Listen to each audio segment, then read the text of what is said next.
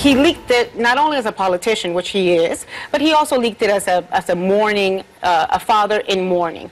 And I think in some ways it must have been cathartic for Joe, who is a guy who emotes, who shares, who talks about his feelings and his pains, to talk about those last conversations with Beau and what was on his mind. It is a disturbing story that on the surface seems to make no sense. But if true, it would shed light on a veteran politician and perhaps his motives in possibly becoming president. Add to this Hillary taking full advantage of her open McCarthy door and how not to take the Trump bait. It all kicks to this version of the political animal, populated tonight by Forbes contributor and co-host every weeknight of the Daily Wrap here on Newsmax at 6 p.m. Eastern, Rick Ungar, joined by the Defender of Liberty, heard weekday afternoons from 3 to 7 p.m. Central Time on 570 KLIF in Dallas-Fort Worth, joining us on phone because absolutely it must be a left-wing plot to make sure that he cannot be seen. I'm sure Ungar had something to do with it. Grant Stinchfield. All right, gentlemen, thanks so much for joining us. Hey, don't worry about it, Grant. Ungar's putting his hands up going, not my fault. Here we go. Rick, I'm going to come to you first. And this came off the pages of Politico this morning, talking about Joe Biden. Exclusive. Biden himself leaked word of his son's dying wish. And the subtitle is, he's calculating. How do you take that? I've been thinking about it ever since I read the article this morning. My sense is, and I'm not a psychologist, but I'll play one on TV. It's probably a little bit of both. I think that he's a very emotional guy, and he probably was saying what Beau said to him at the end. At the same time, I can kind of buy the argument that he was trying to get a conversation started by giving that story to Maureen Dowd, and it did. It worked. It did get the conversation going. So we'll split the baby on this one, say maybe a little bit of each. All right, I'll come to you then. Grant, how do we split this one in your mind then? Because to some, and certainly when I read it, the first thing I'm thinking of, and again, I have no proof to this, but trading on a son who has just died to be able to get sympathy to possibly run for president. I know I'm going to be assailed for that, but Grant, you got to admit that that is how it's going to hit some people. Yeah, Ed, I criticize Joe Biden all the time. There's plenty of things to criticize him for. He is an emotional guy, and I can't believe I'm going to stick up for him here. But, I don't know if I buy the story. No parent should ever have to bury a loved one.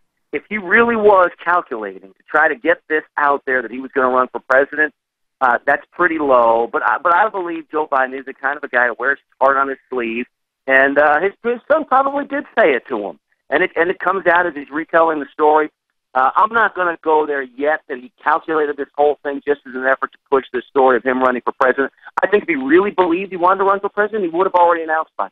And I will say this much. I think that in the Politico story, and then just a personal opinion, they might have put he's also possibly calculating, because I think we do, and I think, gentlemen, we're all agreeant on this, we need to give them the benefit of the doubt, because when you bury a child, that has to be one of the most painful things that could ever happen in a life. These things are complicated. Yes. Yeah. So, we do need to just kind of say maybe, instead of just making a blanket statement. Okay, a couple of quick notes here. The latest ad from the Clinton campaign, you got to love this one.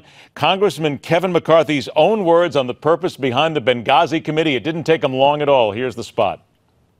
The Republicans finally admit it. Republican Kevin McCarthy saying the committee investigating Benghazi and Clinton's emails was created to destroy her candidacy. Everybody thought Hillary Clinton was unbeatable, right? But we put together a Benghazi special committee. What are her numbers today? Republicans have spent millions attacking Hillary because she's fighting for everything they oppose. Grant Stinchfield, will it help Hillary Clinton's campaign, and will it keep Kevin McCarthy from becoming Speaker? I don't think it helps her. I think all of her supporters already think she had nothing to do with Benghazi. I think it hurts Kevin McCarthy. It'll probably end up still becoming Speaker, but this is the problem Republicans have always had. We have people that put their foot in their mouth. They don't think. They don't understand political warfare, and in the end, they shoot themselves in the foot every time they go into battle, and the whole thing makes me angry. Is that just it, Rick? Don't understand political warfare. We talk about this all the time. The fact that Republicans are the ones who always seem to make the stupid verbal mistakes, and they just don't learn from their mistakes. That keeps the Democrats cheering. Isn't that a wonderful thing? You got to love that.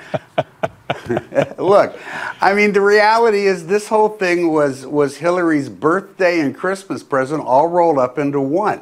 It's not that the commercial is going to produce some sudden bounce in poll numbers. What it does is, and we saw this in play when she did her interview with the Today Show earlier this week, it gives her a place to go where she can turn the conversation around in so many circumstances on the Republicans. And that was something she was sorely in need of because she had no way out when it came to the email question. So yeah, it's a big gift. It certainly can't hurt her, and it's more than likely going to help her. I only got 40 seconds left. Here's 20 seconds to the both of you. First of all, Rick, I go with you. Marco Rubio, Donald Trump sends him some water, and Rubio goes, I drink water. So what? I mean, Rubio's doing a great job not taking the bait on Trump, you got to admit. Yeah. He is. If I had been Marco Rubio, I would have sent Donald back a case of hair gel. Wait a minute now. You got to be very careful. Don't be touchy on those of us who have hair, okay? We got to be real careful on that now. I get that. I wouldn't know. Yeah. Oh, let's see. I wasn't going to say anything.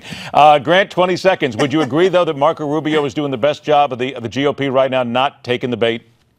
Yeah, and you can't take the bait because once you do, Donald Trump fires a bazooka at you and it blows you up. Marco Rubio's doing a great job.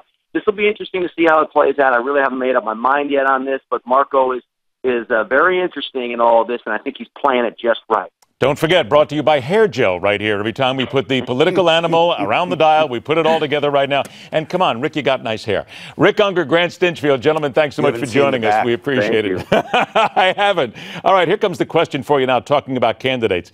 We mentioned Donald Trump, Dr. Ben Carson, and the Donald locked in a battle to lead the GOP. Are either one of them your candidate? You have to tell us. Go to newsmaxpolls.com and also then tell us who is your choice to be the GOP's 2016 nominee. We continue to update this poll every single day, and it changes almost every single day. Only thing that doesn't change, this is the fastest 60 minutes of news, and we continue right after this.